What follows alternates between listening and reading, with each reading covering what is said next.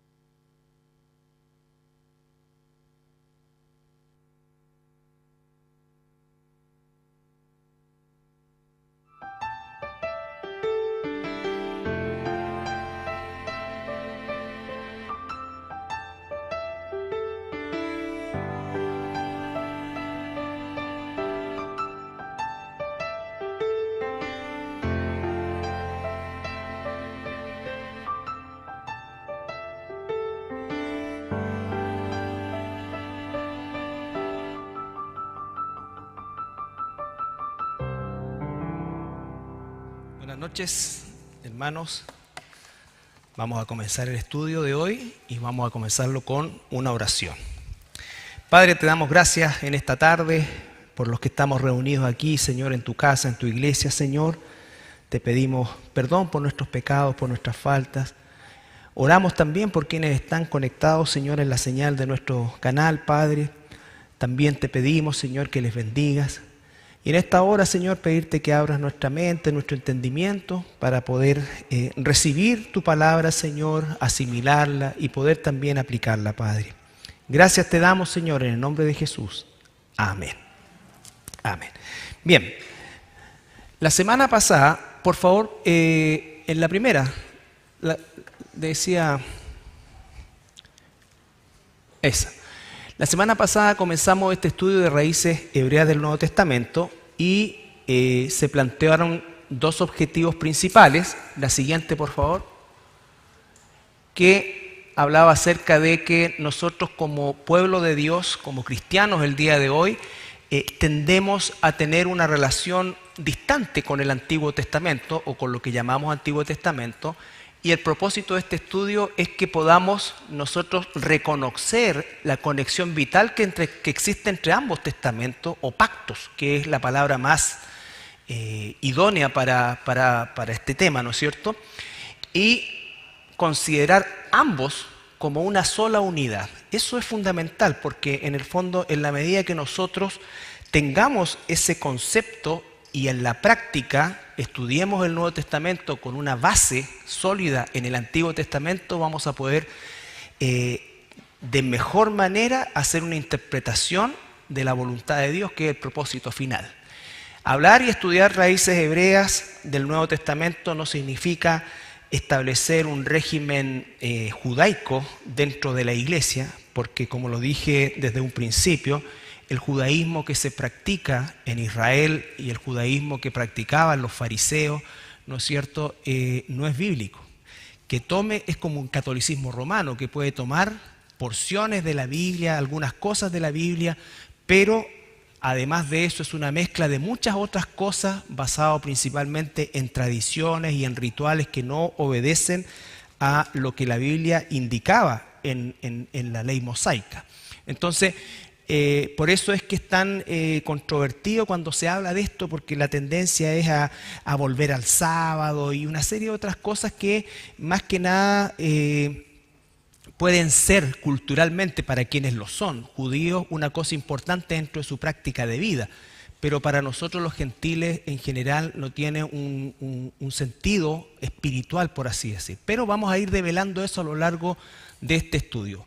Pero por otro lado, nosotros como cristianos, como digo, no solamente tenemos una lejanía con lo que es el Antiguo Testamento, sino que además de eso, una lejanía con lo que es la historia de Israel. Y necesitamos conocer eso porque la historia de Israel es nuestra historia también. Vamos a verlo, ¿ya? La siguiente. Bueno, el programa que propusimos es el siguiente. La semana pasada analizamos las generalidades que estamos resumiendo ahora. Vamos a hablar hoy día la primera parte del origen del pueblo de Israel. Vamos a hacer un énfasis en los patriarcas que dan origen finalmente en Jacob a lo que sería el pueblo de Israel. vamos a estudiar este concepto de la primogenitura, que no es un concepto exclusivo del pueblo de Israel. Esto es algo que se practicaba y se usaba en los distintos pueblos de la antigüedad. ¿Ya? La siguiente. Vamos a hablar de la conquista de la tierra de Canaán de forma muy resumida. Específicamente nos vamos a centrar en lo que fue la repartición del territorio, cómo es que quedaron distribuidas las distintas tribus. Vamos a hablar de la monarquía unida, ¿no es cierto?, que en este periodo prácticamente de 200 años, o cerca de 150 años, perdón, Israel estuvo como un reino unido, comenzando con el rey Saúl, David, que va a ser el centro de la monarquía israelita, y su hijo Salomón. Al morir Salomón y por el pecado de Salomón, que también vamos a ver cómo tiene injerencia hasta el día de hoy eso, ¿no es cierto?, se produjo la división del reino de Israel. Y nos vamos a relacionar con los conceptos casa de Israel o Efraín o reino del norte, que corresponde a las 10 tribus que se quedaron en el norte sin la cobertura de Jerusalén, sino que establecieron su capital en Samaria. Y el rey que ellos tomaron era un efraínita llamado Jeroboam. El reino del sur quedó con Jerusalén y absorbió a la tribu de Benjamín, y eso se llamó reino del sur o casa de Judá, o en algunas versiones casa de David, ¿ya? Pero cuando leamos nosotros, entre otras cosas, casa de Israel, ya no vamos a pensar en todo Israel, sino que vamos a pensar específicamente en las 10 tribus del norte. Por eso cuando Jesús dijo, yo vengo a las ovejas perdidas de la casa de Israel, era bien específico, ¿ya? Vamos a hablar también de la caída del reino del norte a manos de los asirios, y los asirios tenían la característica de, aparte de ser, según la historia antigua, los más crueles con los esclavos, ellos tomaban y conquistaban un reino y lo dispersaban a lo largo de todo su largo y ancho de todo su imperio y lo asimilaban. Vale decir, la segunda o tercera generación, en este caso de los israelitas del norte que fueron llevados por los asirios, ya en la tercera generación ya estaban completamente asimilados y no tenían ningún tipo de conexión con su pasado, por así decirlo, con su linaje. ¿Ya? A diferencia de lo que pasó, la siguiente. A diferencia de lo que pasó con el reino del sur, 100 años después, el reino del norte fue conquistado, dispersado y asimilado, ¿no es cierto? Y 100 años después, aproximadamente, el reino del sur, vale decir, Judá y Benjamín, son llevados, y ahí hay una palabra distinta, cautivos a Babilónica. Vale decir, ellos quedaron como, se mantuvieron unidos como pueblo bajo un cautiverio. Ya, por eso es que a partir de este momento comienza a aparecer específicamente el gentilicio, incluso judíos. De hecho, cuando ellos regresan, ya, el fin del cautiverio, el regreso al reino del sur, ellos regresan a la tierra, pero regresan solamente a la zona de Judea, ¿no es cierto? Ellos no van a poblar el norte de Israel. De hecho, el norte de Israel va a llegar otro tipo de gente que los mismos asirios van a traer, que van a dar origen al pueblo de los samaritanos. Entonces se van a quedar casi específicamente en esa zona.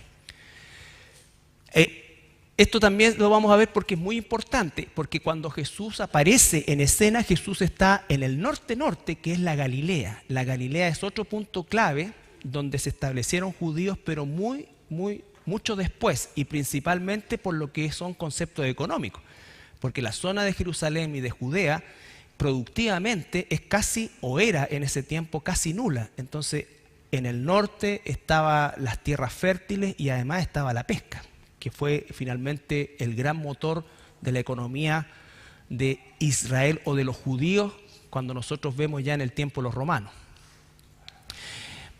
Hasta ahí va a llegar el concepto histórico, hasta el fin del cautiverio y el regreso de los judíos, ¿ya? De la tribu de Judá, la casa de Judá, que absorbió a los benjaminitas. En un capítulo aparte vamos a ver las fiestas del Señor, que son 7 fiestas, y lo primero que vamos a entender es que no son las fiestas de los judíos, sino que son fiestas del Señor. Y la palabra fiesta en el hebreo significa un ensayo. Lo que hicieron los israelitas, ¿no es cierto?, en el tiempo de Moisés, y lo que siguieron los judíos con algunos cambios celebrando a lo largo del tiempo, eran ensayos que cumpliría el Mesías. Cuando vino Jesús, ¿no es cierto?, cumplió 4 de esas fiestas, que fueron la Pascua, panes sin levadura, primicias y Pentecostés. Las 3 fiestas restantes, así como cumplió las primeras, las cumplirá. Todavía no las cumple, pero las cumplirá. ¿Ya? La siguiente. Y la reunificación final y definitiva de Israel. Eso también lo vamos a ver. Y al final vamos a estudiar la parábola del hijo pródigo, pero ya interpretada a la luz de todo el conocimiento que hayamos adquirido a lo largo de toda esta enseñanza, que seguramente va a ser gran parte de este año 2023, si el Señor lo permite. ¿Ya? La siguiente. En cuanto a las generalidades, recuerde, los libros del Antiguo Testamento reciben en el hebreo el nombre de Tanaj, que es un acrónimo, que significa Torá, Neviim, que son los profetas, y Ketuvim, que son los otros escritos. Todo esto lo vimos la semana pasada y tiene que estar en el grabado ya, sí, en el canal. La siguiente. Los libros del Antiguo Testamento, así los tenemos distribuidos nosotros en la Biblia que usamos nosotros, ¿no es cierto? Pero la Biblia hebrea tiene 24 libros solamente, pero no es que falten libros. Lo que pasa es que, por ejemplo, los profetas menores, que nosotros tenemos 12, ellos solamente tienen 1, ¿ya?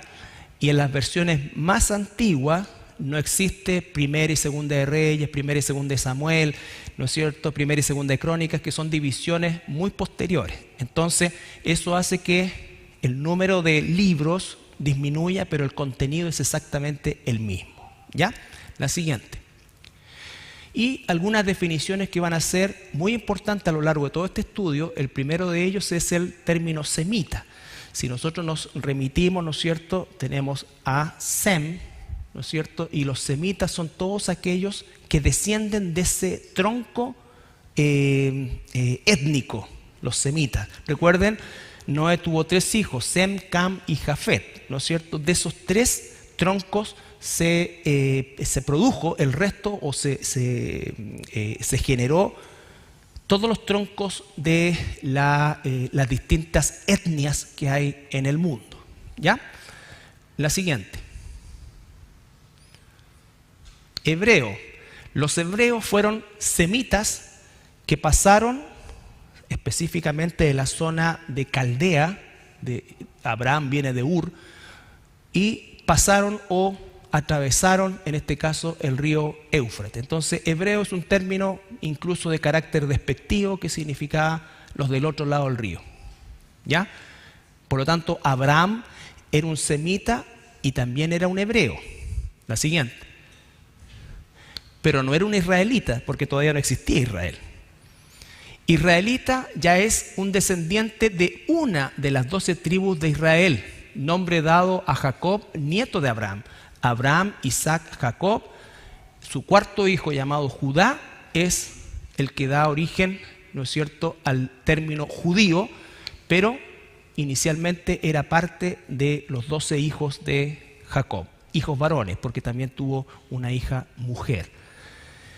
Judío, originalmente descendiente del cuarto hijo de Jacob, correcto. ¿Ya? ¿Vamos bien hasta ahí? ¿Se entiende eso? Yo necesito que estas cosas ustedes las vayan repasando para ir familiarizándose, ¿ya? Son conceptos que están en la Escritura. La siguiente. Ahora, israelí no es lo mismo que israelita. Israelí es la denominación que se le da a las personas nacidas en el actual Estado de Israel que surgió el 14 de mayo de 1948. Obviamente, la gran mayoría de los israelíes son judíos de etnia y judíos de religión. Pero hay árabes israelíes, hay drusos israelíes, hay otro tipo de personas que son israelíes porque nacieron en el Estado de Israel. ¿Se entiende eso?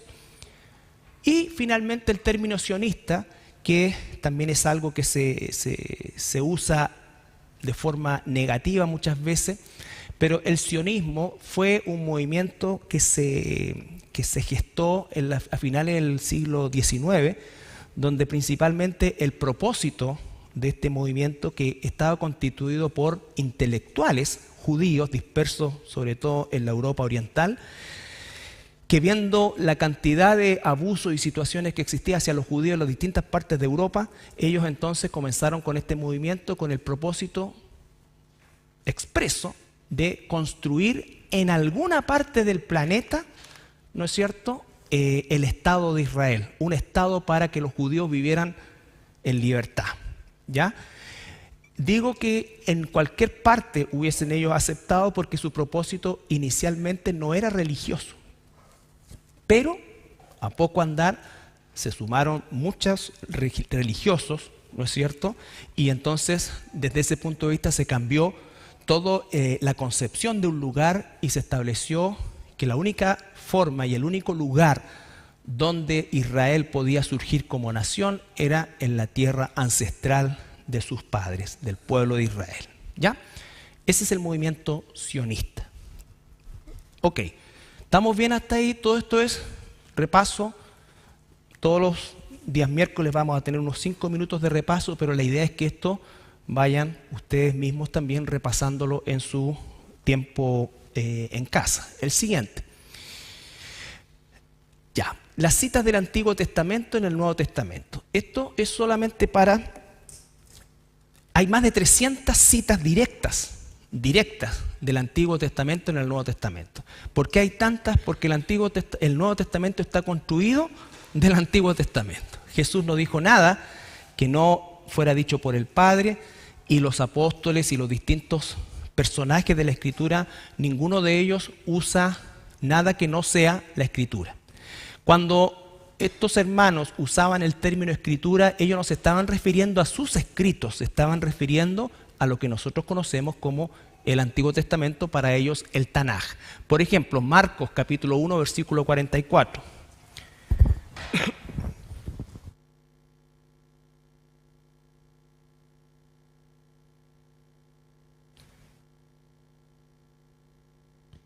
Y le dijo: mira, no digas a nadie nada, sino ve, muéstrate al sacerdote y ofrece por tu purificación lo que Moisés mandó, para testimonio a ellos.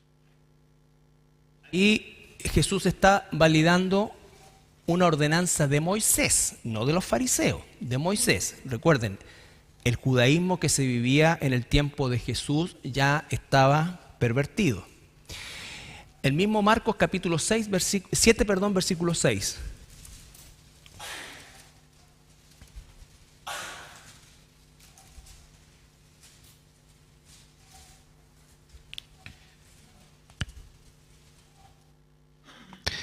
Respondiendo él, les dijo: hipócritas, bien profetizó de vosotros Isaías, como está escrito: este pueblo de labios me honra, mas su corazón está lejos de mí. Incluso Jesús, para contender con los fariseos, usa la Escritura. Mateo 24, 15.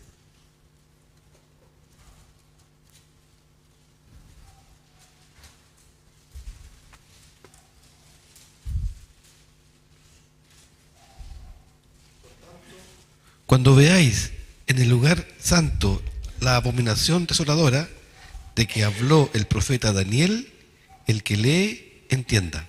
Ya, está citando al profeta Daniel y está diciendo cuando veáis, tiempo futuro. O sea, todavía no hemos visto eso. Hubo una figura de eso con un rey griego llamado Antíoco, no lo vamos a decir ahora, ¿no es cierto?, pero profanó el templo en el tiempo entre los dos testamentos. Pero Jesús se está refiriendo a algo futuro. Por lo tanto, tengo que saber qué es la abominación desoladora, tengo que conocer esa escritura que está en el Antiguo Testamento, porque el Antiguo Testamento no solamente es la base de lo que Jesús dijo y de lo que los apóstoles dijeron, sino de lo que va a suceder también. Si nosotros no tenemos un conocimiento del Antiguo Testamento bien acabado, ¿no es cierto?, vamos a quedar desorientados o no con un conocimiento pleno, por ejemplo, del libro de Apocalipsis. ¿Ya? Lucas 24, 25 al 27.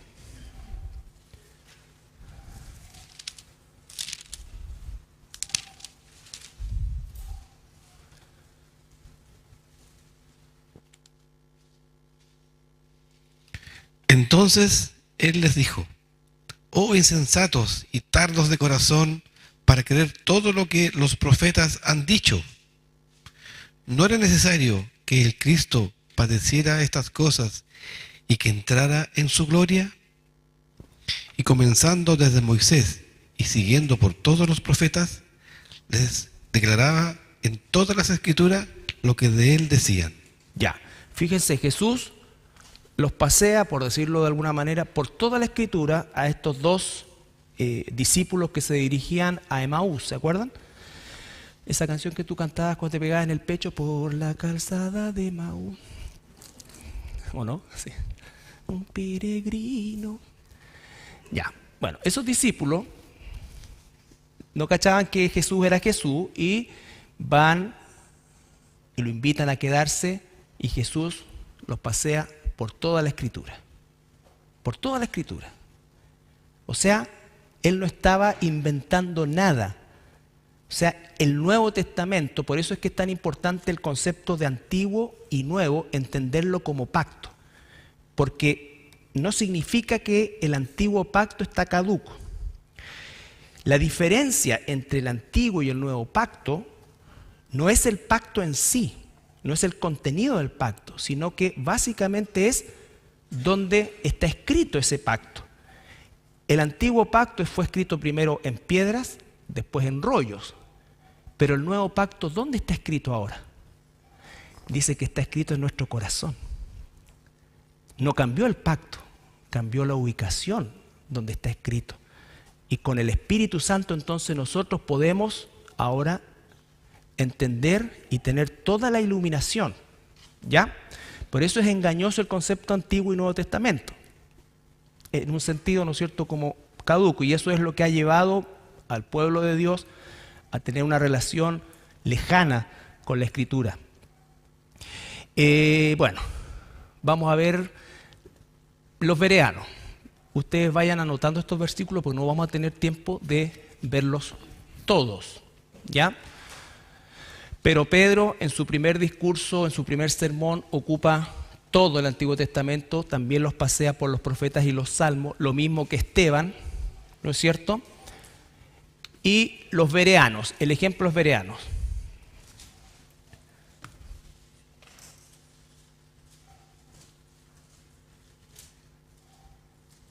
Inmediatamente los hermanos enviaron de noche a Pablo y a Silas hasta Berea. Y ellos, habiendo llegado, entraron en la sinagoga de los judíos. Y estos eran más nobles que los que estaban en Tesalónica, pues recibieron la palabra con toda solicitud, escudriñando cada día las Escrituras para ver si estas cosas eran así. Ya, faltó el versículo 11.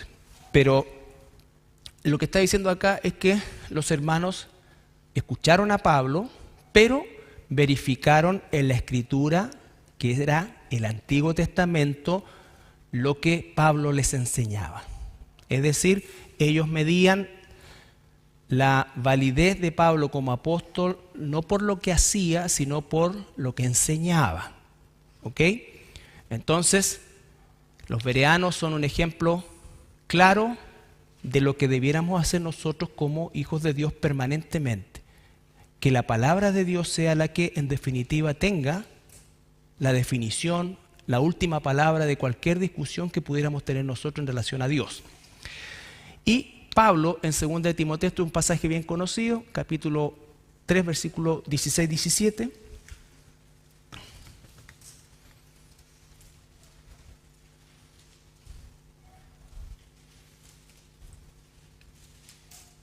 Toda la escritura es inspirada por Dios y útil para enseñar, para redarguir, para corregir, para instruir en justicia, a fin de que el hombre de Dios sea perfecto, enteramente preparado para toda buena obra. Lo que Pablo dice de Escritura es el Antiguo Testamento, o sea, lejos de estar caduco, es en tiempo presente continuo. Toda la Escritura es inspirada por Dios y es útil. No dice fue útil, sirvió, no, es útil, presente.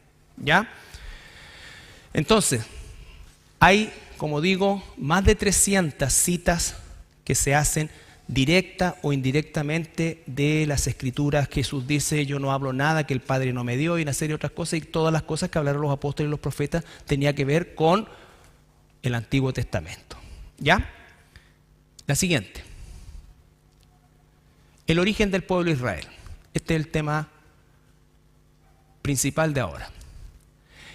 Bueno, para establecer el origen del pueblo de Israel, obviamente tenemos que ir nosotros a la persona de Abraham. Pero antes de ir a Abraham, tenemos que ir más atrás de Abraham e ir al inicio de todo esto en el Génesis, que es después de la caída, cómo es que Dios da una promesa en Génesis capítulo 3, versículo 15. Vamos a estar en Génesis.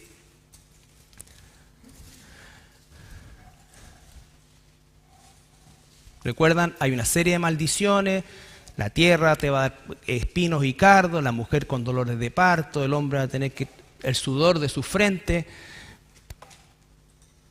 Pero hay una promesa mesiánica también.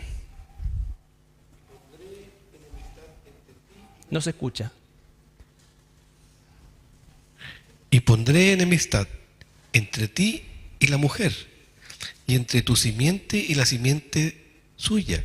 Esta te herirá en la cabeza, y tú le herirás en el calcañar. Ya.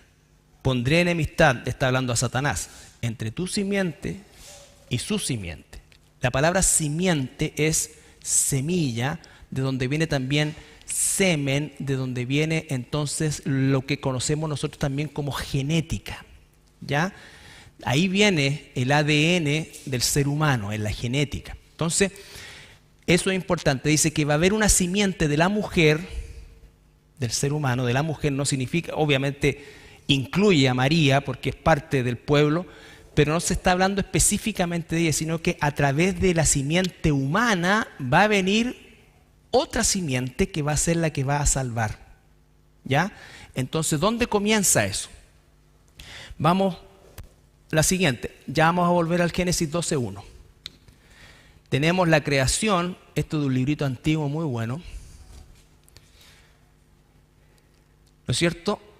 La caída, como dice ahí, hay una maldición, todo lo que dijimos, pero también está la promesa. La simiente de la mujer redimirá al hombre caído por la maldición. Aquí empieza todo lo que viene con rojo, después de la expulsión del paraíso. Aquí está Adán y Eva, ¿no es cierto? Aquí esa línea roja, síganla, porque esa es la simiente. Ahí comienza la simiente. ¿Con quién va a comenzar? La siguiente. 2 hijos. Abel, asesinado. El altar de Abel era el correcto, el altar de Caín no lo era. Caín ofreció su esfuerzo a través de entregar el fruto de la tierra. Este es mi trabajo. Abel ofreció la sangre de un animal, un sacrificio. Sin derramamiento de sangre no hay remisión de pecado. ¿Ok? Entonces, ¿quién reemplaza a Abel en la simiente? Set. De ahí viene Enos, Cainán, Mahalaleel, Jared, Enoc, Matusalem, Lamec, Noé. Sem, Cam, Jafet, el diluvio. ¿Por qué Dios ahogó a todos a todos los seres vivos con un diluvio y solamente salvó a estos 8. Noé, su esposa, sus hijos y su esposa. Está hablando de una simiente de la mujer. ¿Qué había sucedido ya acá inicialmente? ¿Se recuerdan lo que dice Génesis 6.1? ¿Recuerdan que había que leer Génesis en el verano? O sea, por materia, igual que en la universidad. Voy a hablar sobre cosas conocidas. Génesis 6.1, la maldad se aumentó, pero hay un rasgo específico. Hubo una mezcla entre ángeles caídos y mujeres humanas y se produjo una raza híbrida, ¿no es cierto?, de gigante, y eso ¿qué hizo? Infectó la genética humana. Por lo tanto, Satanás lo que quiso hacer es infectar y destruir, pervertir la genética humana para que no hubiera un hombre que naciera como ser humano pleno. ¿Se entiende? Entonces, los únicos que estaban no mezclados o no infectados, por decirlo de alguna manera, fue Noé y su familia. Génesis 6, sí. ¿Ya? ¿Se entiende eso? Ya. Entonces, el resto todos bajo el agua. Incluso los animales. Incluso los animales. Porque la perversión genética, o sea, esos ángeles caídos tenían el conocimiento y todo, no solamente para hacer mezclas, sino de dónde creen ustedes, de qué imaginación salen, no sé, por los centauros y otro tipo de cosas. O sea, hubo una perversión de toda la creación. Todo tuvo que morir. Por eso es que Dios no manda a Noé a buscar los animales, Dios le lleva los animales a Noé. ¿Ya? ¿Sí?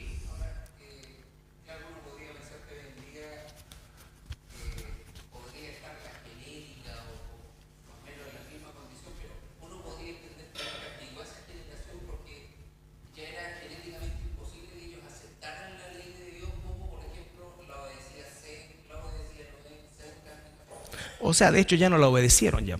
Porque había conocimiento de Dios, el ser humano tenía conciencia del conocimiento de Dios. Recuerden que en la torre de Babel, como vamos a ver más adelante, ellos saben que hay un Dios. Hagámonos y lleguemos donde Dios. Independicémonos o juntémonos, vámonos contra Él. Entonces, pero lo que quiero es que sepan que esa es que conozcamos nosotros que esa es la razón. Es como lo que va a pasar posteriormente cuando Dios le dice a Josué en la conquista que entre a Canaán y mate a todos. ¿Por qué? Recuerden, en Canaán ya había gigantes, había no dice cómo, pero había ocurrido una perversión con los cananeos. ¿Ya? Entonces, se meten al arca y ¿ustedes saben por qué Matusalén fue el hombre que más vivió? ¿Qué significa el nombre Matusalén? Cuando muera llegará. O sea, cuando muera Matusalén llega el diluvio. ¿Ya? La siguiente. Salen del arca, el sacrificio, el altar, 3 ramas étnicas. Dios va a seguir a través de Sem. Sem, la torre de Babel, y ahí ya la dispersión de estas 3 ramas. El mundo camítico va principalmente África, Arabia, Asiria o Sumeria, y los jafetitas, Asia Menor y Europa. ¿Ya? Entonces esas son las 3 grandes ramas de las que derivan finalmente todas las etnias que nosotros podemos ver aquí en la tierra. Pero sigue con Sem, estamos hablando de la simiente. La siguiente. Todo esto para traer al Mesías. Jesús pudo haber bajado el viernes, muerto el viernes mismo y haber resucitado el domingo, pero todo este trabajo es para el Mesías. Y de esa simiente, de los semitas, Dios llama a un caldeo que vivía en Ur, llamado Abraham. Eso lo vamos a ver después. La siguiente. Entonces, el mapa ahora ya se nos reduce. Esto es Irán, Irak, hoy en día, y Ur de los caldeos está en la parte sur de lo que es Irak actualmente. ¿Ya? La palabra caldeo significa demonio. Por lo tanto, Abraham venía de un territorio absolutamente pervertido, absolutamente idólatra y todo. Dios lo saca de ahí y lo lleva a esta tierra. Ahora sí vamos a ver Génesis 12, 1 al 5. Estamos viendo la simiente, cómo es que Dios a través de una simiente va a formar un pueblo y a través de ese pueblo va a traer al Mesías. Pero Jehová había dicho a Abraham: vete a tu tierra y de tu parentela y de tu casa de tu padre a la tierra que te mostraré. Y haré de ti una nación grande, y te bendeciré y engrandeceré tu nombre y serás bendición. Bendeciré a los que te bendijeren, y a los que te maldijeren maldeciré. Y serán benditas en ti todas las familias de la tierra. Y se fue Abraham como Jehová le dijo, y Lot fue con él. Y era Abraham de edad de 75 años cuando salió de Aram. Tomó pues Abraham a Sarai, su mujer, y a Lot, hijo de su hermano, y todos sus bienes que habían ganado, y las personas que habían adquirido en Aram, y salieron para ir a tierra de Canaán, y a tierra de Canaán llegaron. Hasta el 9. Y pasó Abraham por aquella tierra hasta el lugar de Siquem, hasta el encino de Moré, y el cananeo estaba entonces en la tierra. Y apareció Jehová a Abraham y le dijo: a tu descendencia daré esta tierra. Y edificó allí un altar a Jehová, quien le había aparecido. Luego se pasó de allí a un monte al oriente de Betel, y plantó su tienda, teniendo a Betel al occidente y a Jai al oriente. Y edificó allí altar a Jehová, e invocó el nombre de Jehová. Y Abraham partió de allí caminando y yendo hacia el Negev. Ya, el recorrido de Abraham lo llama acá: vete de tu tierra, Ur de los Caldeos. En Harán se le vuelve a aparecer y le hace un par de promesas. Después dice que llegan a Siquem y le vuelve a hacer o a reafirmar las promesas. Y de ahí, del Negev, agarra vuelo y aquí está Egipto. ¿Ya? Pero vamos por parte. Lo primero le dice: vete de tu tierra. Lo saca de ese ambiente, pero no lo va a llevar a un ambiente mejor, porque los cananeos eran tan idólatras como los caldeos. ¿Ya? Pero la primera promesa está en el versículo 2. Dice: haré de ti una nación. Aquí ya empezamos a hablar de una nación. Entonces, Sem, Set primero, Sem, hijo de Noé, y de ahí viene Abraham. Dios llama a Abraham un semita, que era un hebreo, pero no era un israelita, porque Israel todavía no existe. Entonces lo llama y le hace una promesa y le dice: haré de ti una nación grande. Ahí está ya hablando de Israel, pero lo está haciendo aquí en futuro. Engrandeceré tu nombre y serás de bendición. Bendeciré a los que te bendijeren. No nos olvidemos nunca que el pueblo de Israel, sea como sea, sigue siendo el pueblo elegido de Dios, no como elegido para salvación, sino elegido para ser el pueblo donde vendría nuestra salvación, la simiente. ¿Ya? Y dice Dios que nosotros debemos bendecir a ese pueblo. Por eso oramos por la paz de Jerusalén, independiente de que no estemos de acuerdo, de hecho, con muchas de las cosas que pueden hoy suceder en el moderno Estado de Israel. Entonces dice que Abraham realiza todo ese periplo. ¿Ya? La siguiente. ¿Está claro? Vuelve por favor un segundo. Aquí está lo que es Israel hoy día. Ese es el mar muerto. Y por aquí está tapado el mar de Galilea. Entonces, ese fue el recorrido. Sigue, la siguiente. Esta puerta es realmente algo impresionante. Esta puerta fue descubierta en la década del 90 y comenzó a desenterrarse, y más o menos en el año 2000 ya se terminó su restauración. Ahora permanentemente está en una restauración. Esta puerta está más o menos por acá, que era la puerta de entrada. Los cananeos, recuerden ustedes que eran ciudades-estados, eran pequeños reinos con ciudades amuralladas. Estaban los gergeseos, los jebuseos, los amorreos. Todo eso eran pequeños reinos en toda la extensión de la tierra de Canaán. Pero la entrada norte, en la zona de lo que es Dan, que en ese tiempo se llamaba Lais, estaba esta puerta. Y esa puerta era acceso obligatorio para entrar en la tierra de Canaán. Por lo tanto, Abraham tuvo que haber pasado por ahí. Tuvo que haber pasado por ahí. ¿Ya? Al que le gusta la arqueología, esto es emocionante, realmente es emocionante. Es una puerta cananea del tiempo de Abraham. ¿Ya? Solo como dato. Entonces, ahí está, Dan. Se llamaba Lais en ese tiempo. Ahí entró Abraham. Por ahí pasó Abraham. Y sabemos que por lo menos volvió a pasar otra vez, porque en Génesis 14, 14 al 16, su sobrino Lot, que era un cacho, ¿no es cierto? Siempre hay uno en la familia. Espero que usted no sea ese, pero siempre hay uno. Todos hemos sido bendecidos con algún cacho en nuestra familia.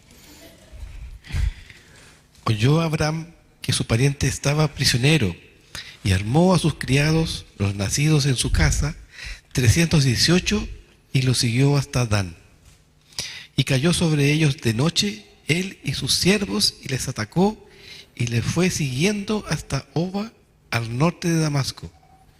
Y recobró todos los bienes, y también a Lot, su pariente, y sus bienes, y a las mujeres y demás gente. Ya. Entonces, estaba por acá en Siquem, ¿recuerden? Aquí abajo. Lotcito, no sabemos qué embarrada se había mandado, pero arrancó. Damasco está como por acá. Entonces Abraham, para salir de Canaán, tenía que volver a pasar por esa puerta. ¿Ya? Por esa puerta. ¿Ese era como control aduanero? Absolutamente. Detrás de esto habían, ¿cómo se llama esto? Distintos pasos de guardia. O sea, tú tenías que pasar por distintos lugares. ¿Ya? Y esto es como para amenizar la cuestión, pero por ahí pasó Abraham. La siguiente. No sé si a alguien le interesa, pero yo casi lloro cuando estuve. Las promesas y el pacto de Abraham. Por eso cuando la gente cree que va a Israel, o los que han tenido la oportunidad, a Israel de vacaciones, están locos, porque terminar con la lengua afuera todo el día es caminar y ver piedra. Pero al que le fascina puede ir todas las veces que sea. Génesis 12, 2:3. La promesa de partir de una gran nación. Lo vimos. La promesa de una tierra en particular. Lo vimos, la tierra de Canaán. Esta tierra donde tú estás, cuando le da esa promesa a Abraham, está en Canaán. Y Génesis 15, del 1 al 21, viene la promesa de descendencia específicamente, ¿no es cierto?, de él, de su simiente. 15, 1 al 21. Vamos por parte. Después de estas cosas vino la palabra de Jehová a Abraham en visión, diciendo... Pausa. Del capítulo 12 al capítulo 5, que es otra vez que le vuelve a hablar Dios, han pasado 25 años. Abraham tiene ya 100 años y todavía no tiene descendencia. No temas, Abraham, yo soy tu escudo y tu galardón será sobremanera grande. Y respondió Abraham, Señor Jehová, ¿qué me darás, siendo así que ando sin hijo, y el mayordomo de mi casa ¿es este Damaseno Eliezer? Por si algunos se quejan, ¿no es cierto?, que se demoran las promesas, Abraham lleva 25 años, o sea, Dijo también Abraham, mira que no me has dado prole, y aquí que será mi heredero, un esclavo nacido en mi casa. Luego vino a él palabra de Jehová, diciendo, no te heredará sino un hijo tuyo será el que te heredará. Y lo llevó fuera, y le dijo, mira ahora los cielos y cuenta las estrellas, si la puedes contar. Y le dijo, así será tu descendencia. Y creyó a Jehová, y le fue contado por justicia. ya. Entonces, la primera cosa que vemos es que Abraham está amargamente hablándole a Dios, no tengo problema, tengo ya 100 años, hace 25 años me prometiste una descendencia y no tengo hijos. Finalmente, este Damaseno, que era característico de esto, ¿no es cierto?, que los siervos más antiguos heredaban cuando el amo no tenía descendencia, él va a heredar, y Dios le dice no. Y lo saca afuera, después de 25 años de haberle dado una promesa, ya con 100 años en el cuerpo, con su mujer estéril de nacimiento, pero más encima de eso, recontra, viejita ya, ¿no es cierto?, para poder engendrar. Y lo saca para afuera Dios casi como en una broma de mal gusto y le dice, mira las estrellas, así va a ser tu descendencia. Y entonces, ¿cuál es la respuesta de Abraham en el versículo 6? Y creyó. Entonces, la salvación no es por ser judío o israelita, la salvación es por fe. La razón por la cual Dios está haciendo todo esto es para traer al Mesías a través de una simiente humana que recorra toda la humanidad, ¿no es cierto?, hasta el tiempo de Jesús. Deje el dedo en Génesis 15 y vamos a Gálatas 3.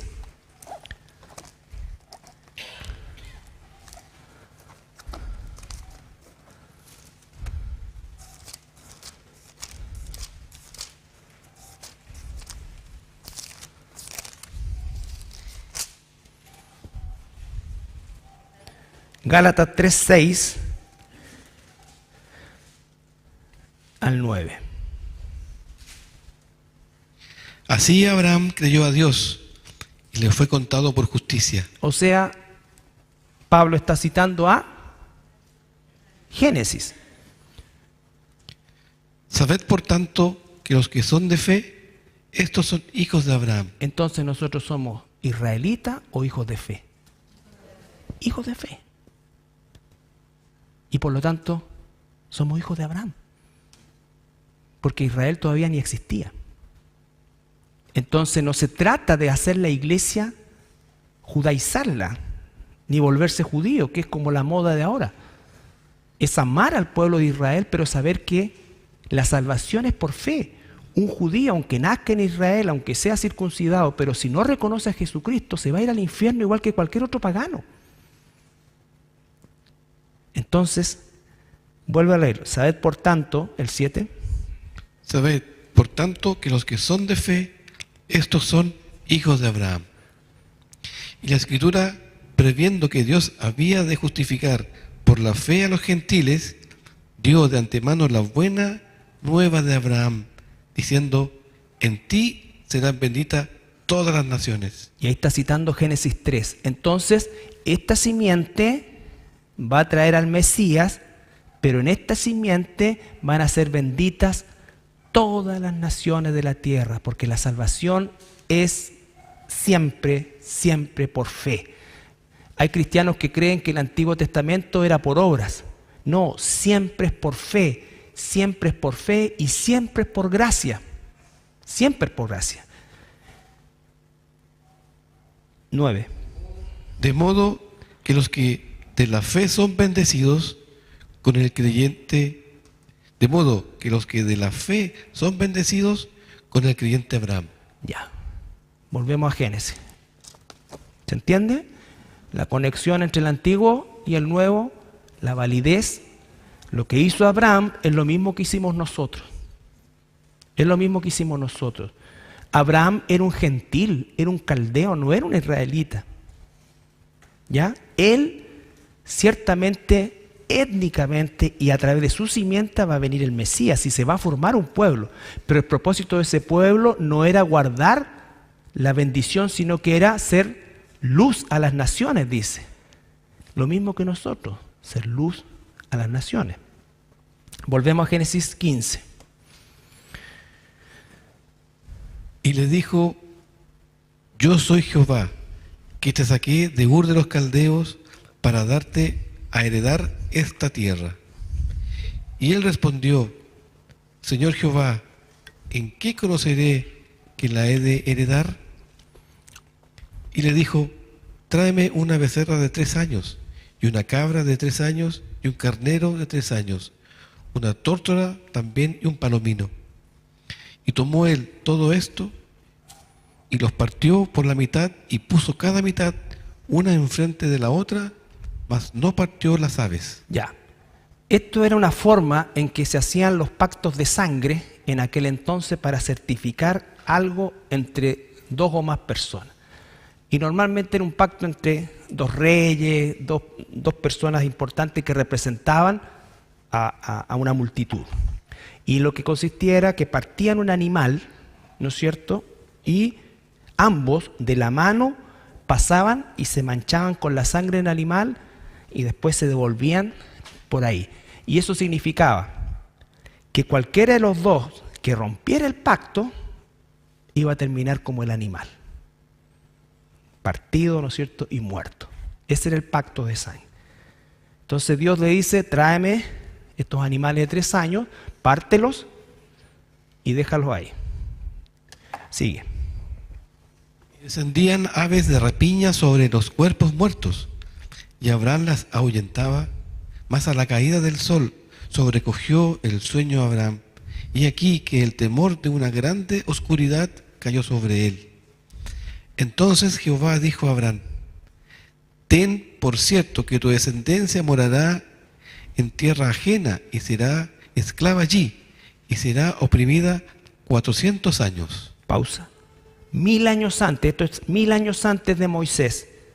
1000 años antes, Dios ya le está diciendo a Abraham que su descendencia, que todavía ni siquiera tenía a su hijo, pero que su descendencia, que sería finalmente la familia de su nieto, Jacob, entraría en Egipto y estaría 400 años como esclavo.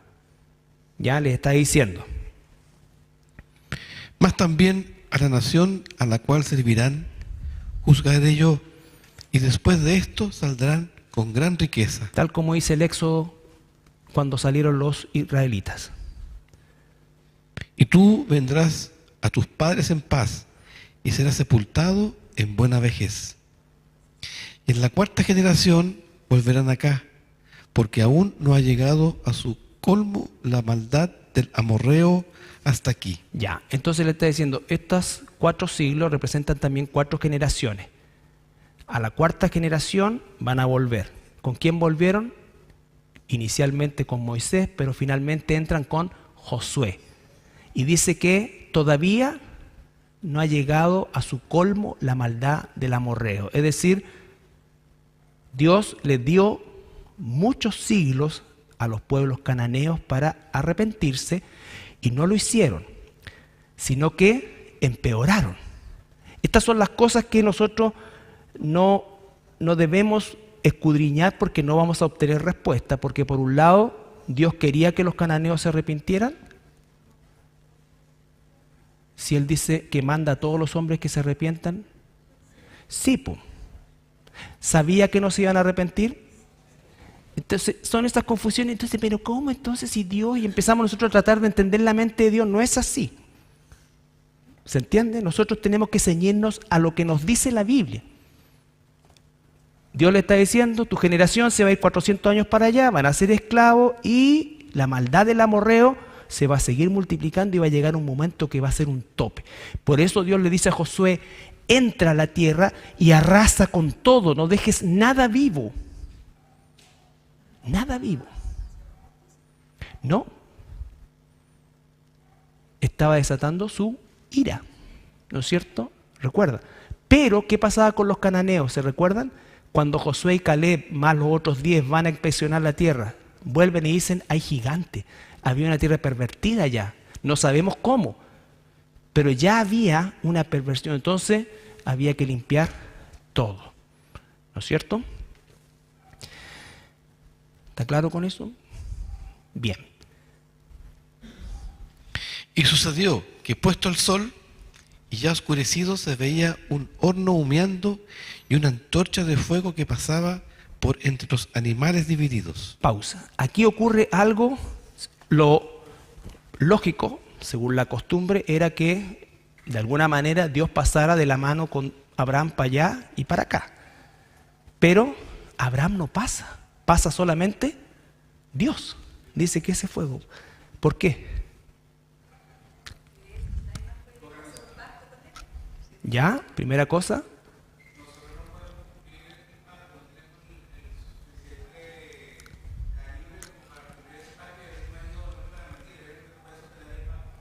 Exacto, esa es la respuesta. Si no escucharon en internet, bueno, lo siento, no. Pero es eso, o sea, Dios es el único que puede cumplir su estándar. Ningún ser humano puede cumplir su estándar. Dios hace un pacto y jura por Él mismo, dice el Génesis también. ¿Por quién más va a jurar? Si el único que puede cumplir es Él. De hecho, un par de versículos más allá, Agar se pega su desliz, o sea, Abraham se pega su desliz con Agar. Entonces, por eso es que Jesús tuvo que ir a la cruz, porque ningún ser humano podía cumplir el estándar de Dios. Entonces Dios mismo es el que hace el sacrificio y Él mismo es el que toma el compromiso. Porque si el hombre hubiese pasado con Dios, Dios tendría que haber muerto, ¿no es cierto?, eliminado al hombre. Al hombre. Por eso es que solamente Él pasa. Ya. 18. En aquel día hizo Jehová un pacto con Abraham, diciendo, a tu descendencia daré esta tierra desde el río de Egipto hasta el río grande, el río Éufrates. Aquí se hace específico la extensión del territorio, del Nilo al Éufrates. Ese era el territorio original que Dios le había dado incluida la península del Sinaí y todo eso. La conquista no fue, o mejor dicho, fue imperfecta tanto en ejecución como en extensión el territorio. Nunca lograron conquistar más que la franja que normalmente aparece de Israel. ¿Ya? Y dice...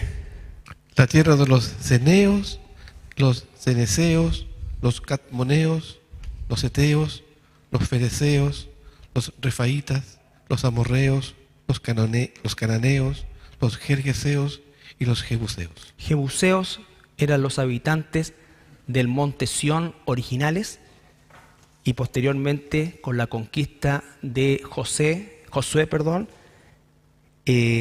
Jebús, que era la ciudad, ¿no es cierto?, se va a transformar en Jerusalén.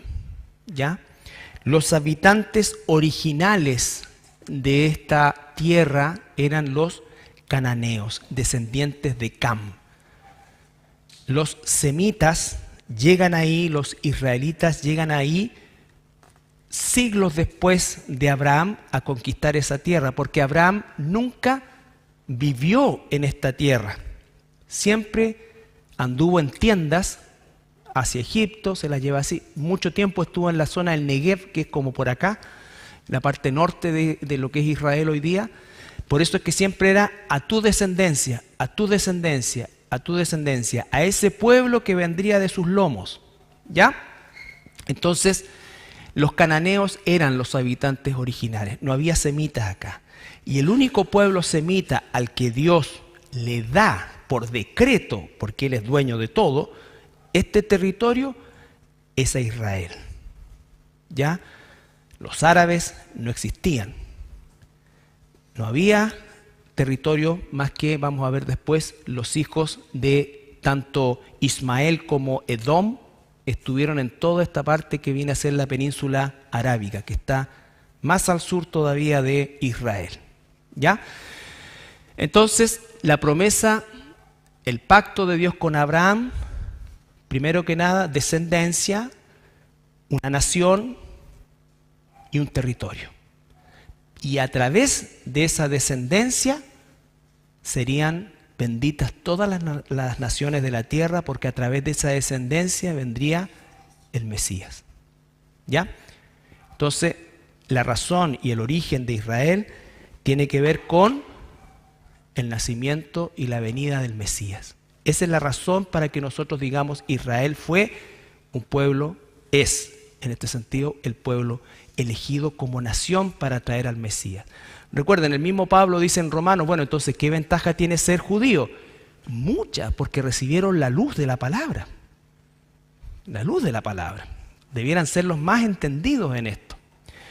Pero por otro lado, Israel es el pueblo al que Dios va finalmente a redimir, y lo vamos a ver, por eso es que es tan importante reino del norte, reino del sur, el hijo que se quedó en la casa, el hijo que se fue y volvió, ¿no es cierto? Porque finalmente vamos a ver que efectivamente hasta el mismo apóstol Pablo va a hablar del Israel espiritual.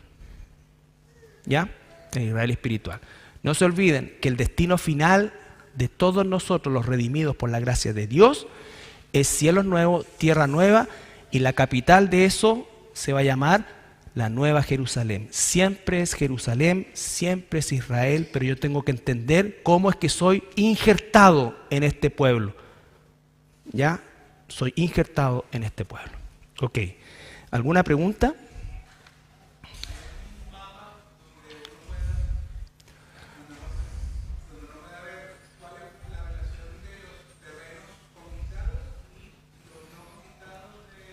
Sí, lo vamos a ver como 3 clases más, 3 o 4 clases más. O sea, la imperfección de la conquista del territorio, porque hicieron convenios o pactaron con habitantes del territorio, les perdonaron la vida, incluso perdonaron animales, incluso perdonaron riqueza, y además de eso, a la muerte de Josué, la conquista no fue completa. Ya, cerquita.